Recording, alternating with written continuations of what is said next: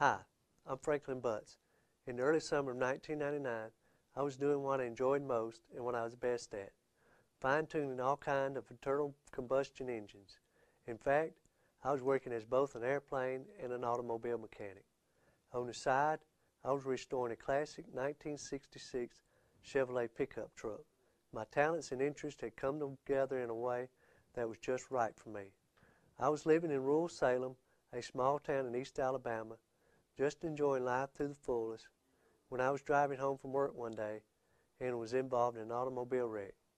My treasured truck was reduced to a twisting mass of crumpled steel, and I was left a C6 quadriplegic, suddenly without the use of my arms or my legs. I didn't know where to turn. Fortunately, I was able to complete 3 months of intensive rehabilitation at Lakeshore in Birmingham and went through another 18 months of outpatient therapy. As a result, I was able to regain some movement in my arms and enrolled at Southern Union State Community College to learn drafting and design technology.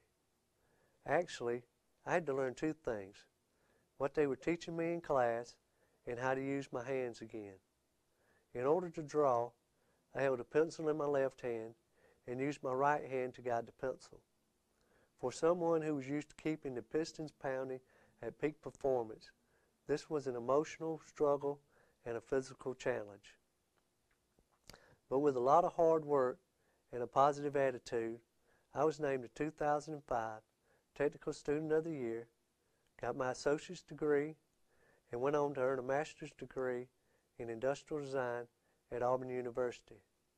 For my thesis, I designed and built an operational prototype of a power assist for manual wheelchair users.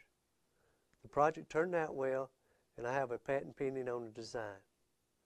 Auburn liked my attitude and ability and saw that I wanted to work. They hired me on as a student assistant in the department's wood shop.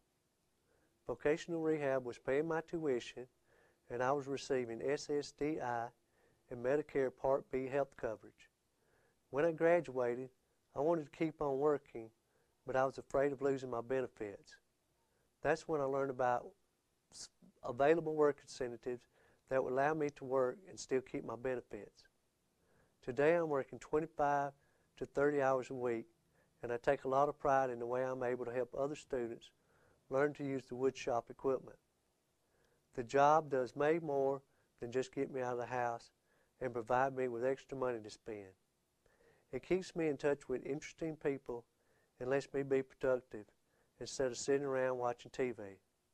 It also lets class after class of Auburn University students see me for who I really am. I am earning their respect and making a real contribution. It's important for people to see our abilities instead of our disabilities. Students are sometimes startled when they first meet me, but before long, I am just another person in the department who is helping them learn all they can so they can achieve their own dreams. The take-home message here is that Social Security wants you to go to work. In most cases, people with a disability can work, make extra income, and still keep their SSI or SSDI benefits, as well as Medicaid or Medicare. Special rules make it possible for people with disabilities receiving Social Security, Supplemental Security Income, or Social Security Disability Insurance to work and still receive monthly payments in Medicare or Medicaid. There are approximately 20 separate work incentives, but they all have the same basic goal: to help people with disabilities get a job and go to work and make extra income while still keeping their benefits.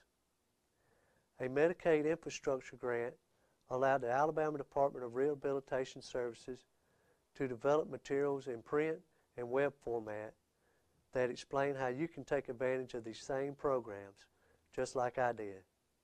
The basic program requires you to decide that you want to work, decide what kind of work you want to do, and how much you want to work. And then there is a support system in place to help you follow the path to work success while still allowing you to keep your benefits. To learn more, call the Department of Rehabilitation Services at 1-800-441-7607 to request these print materials. or you can access these materials on the web at several locations as shown on this screen. Most of the same information is on the Social Security Administration website at www.yourtickettotwork.com. The main thing is that Social Security wants you to work and still be able to keep your benefits. Join me and the thousands of other Alabamians with disability who have taken advantage of these work incentives and made a better, richer, and more meaningful life for ourselves by going to work.